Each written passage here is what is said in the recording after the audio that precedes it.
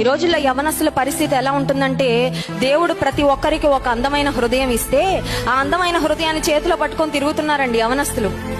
ఏదో ఎవరో వచ్చి నువ్వు నచ్చావు, లేకపోతే నిన్ను నేను ప్రేమిస్తున్నాను, ఐ లవ్ యూ అని 3 మాటలు చెప్పగానే నమ్మేసి నమ్మిన అమ్మాయిని లేకపోతే నమ్మిన ప్రియుడిని ప్రియురాలిని వంచించి మోసం చేశాక ఆ హృదయం 1000 ముక్కలైపోతుంది.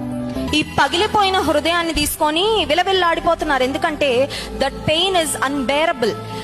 మోసగించబడిన తర్వాత, నమ్మిన వారు అన్యాయం చేసిన తర్వాత, విడిచిపెట్టి వెళ్ళిపోయిన తర్వాత, జీవితకాలం ఉంటానని మీ అమ్మా నాన్న వదిలిపెట్టి వచ్చేయి, మన ఇద్దరం వెళ్ళిపోదాము, నిన్ను నేను చూసుకుంటానని ప్రామిస్ చేసిన ఆ తర్వాత మోసం చేసిన తర్వాత హృదయం ఒక 1000 ముక్కలు అయిపోయిన తర్వాత ఏడుస్తూ ఆ గుండెను విడిపోయిన ఆ భాగాలను, ఆ ముక్కలన్నిటిని గ్యాదర్ చేసుకోవడానికి శక్తి లేక చనిపోవాలని సూసైడ్ అటెంప్ట్స్ చేసుకుంటున్న వాళ్ళు ఎంతమంది లేరంటారు ఈ సమాజంలో.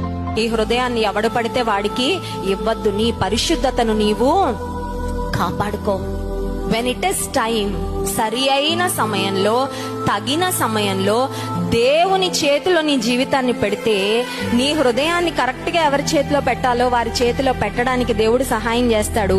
రైట్ లైఫ్ పార్ట్నర్ నీకు దొరికాక, ఆ హృదయం వాళ్ళ చేతిలోకి వెళ్ళాక నీ లైఫ్ సేఫ్ గా సెక్యూర్ గా ఉంటది. నీకు హార్ట్ బ్రేకులు, హార్ట్ ఏకులు, హార్ట్ అటాక్లు రావు. హల్లెలూయా.